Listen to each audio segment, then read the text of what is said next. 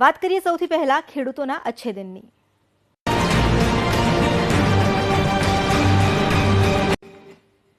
25 December સુશાસન દિવસની ઉજવણીના ભાગરૂપે પ્રધાનમંત્રી મોદી ફરી એકવાર દેશભરના ખેડૂતો સુધી પહોંચશે। દિલ્હીમાં ખેડૂત આંદોલન વચ્ચે આજે પીએમ મોદી ખેડૂતો સાથે કરશે સંવાદ। 9 કરોડ ખેડૂતોને કિસાન સન્માન નિધિ યોજના હેઠળ આજે 7મો હપ્તો ચૂકવવામાં આવશે। દેશમાં અલગ અલગ સ્થળોએ મંત્રીઓ પણ કાર્યક્રમમાં હાજર રહેશે।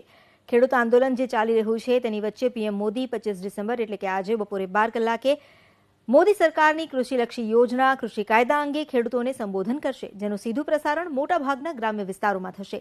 ગ્રામ્ય વિસ્તારોમાં ખેડૂતો સુધી પહોંચવા માટે ભાજપે દેશભરમાં આયોજન કર્યું છે। તો દેશના 9 કરોડ ખેડૂતોના ખાતામાં પીએમ કિસાન સન્માન નિધિ યોજના હેઠળ 18,000 કરોડ રૂપિયા પણ જમા થશે। દેશના પૂર્વ પ્રધાનમંત્રી અને ભારત રત્ન અટલ બિહારી વાજપેયીની યાદમાં ભાજપ દર વર્ષે સુશાસન દિવસની ઉજવણી કરે છે।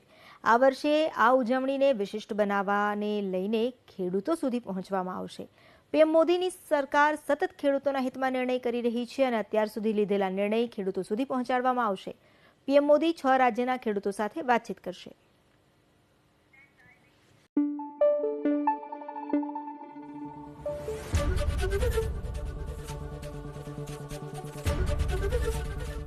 एबीपी अस्मिता, गुजरातनी अस्मिता।